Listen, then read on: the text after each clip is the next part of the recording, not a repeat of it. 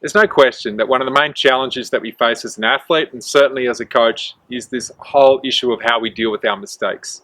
We know for a fact that if you take a game of basketball or soccer or any football code, it is full of some type of error. And the ability to recover quickly from these errors is typically what's going to define our performance, certainly as a coach, but also our performance as an athlete. Today, we want to present to you what we believe is a simple three-step process for dealing with mistakes both in-game, and then a slightly different process for dealing with mistakes post-game. Someone once said to me that the greatest golfers in the world are not the ones who constantly shoot perfect rounds. The reality is that on any given round of golf, a ball may end up in a spot where you didn't want it to go on numerous occasions. What makes a phenomenal golfer, or for any athlete for that example, is they have this incredible ability to get their game back on track. Now imagine if we could teach all of your athletes on how to get their game back on track when they inevitably do make these small errors. Today, that's what 5 Minutes with Bo Hansen is all about. So in creating this three-step strategy, we've taken all of the data and all of the research into why people psychologically make a mistake. And we can look at mistakes from the perspective of a mechanical error, but we need to look at what sits behind that mechanical error.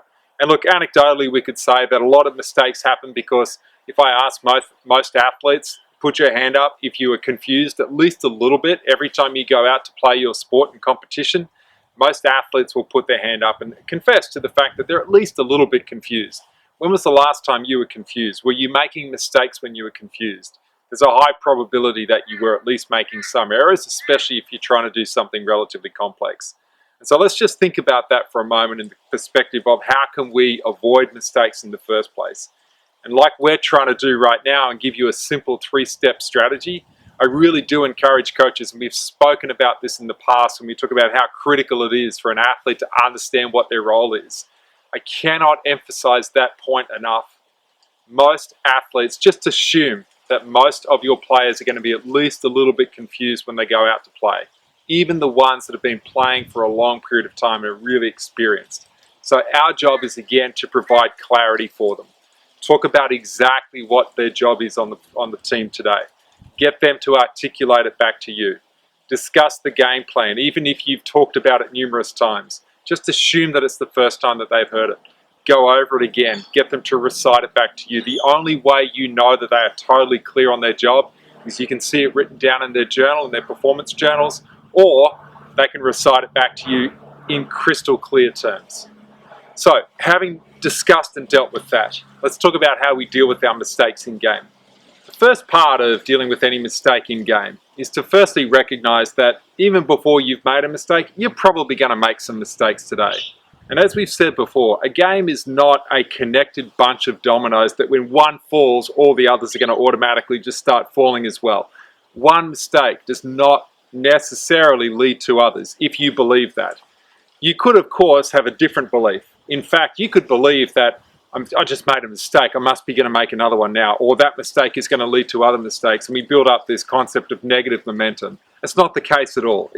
But again, this is about beliefs. You can choose to have that belief, or you can choose to believe that one thing will lead to an inevitable other mistake.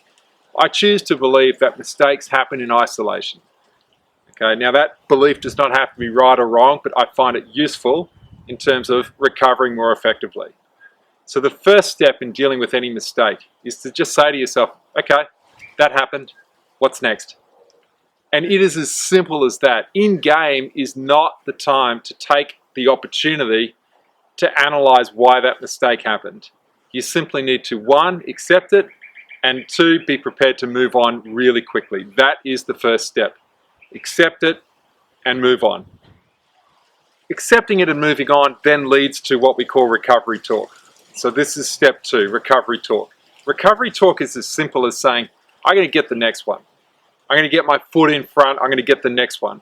Okay, and it is focusing on the very next play that you have in front of you. It could be catching the ball, it could be making a tackle, it could be making a run, it could be anything such as that. It could be saying something positive to someone else.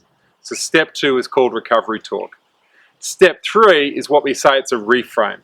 Now a reframe is a more complex subject, if you like, and set of principles, but all a reframe really means is, what else could this mean? A mistake doesn't mean it's a disaster, it's the end of the world, I've let my team down. But some athletes will think that way. And as a result of that, they're more likely to make more mistakes. And so a reframe for us is, well, this gives me a really great opportunity to do it better next time.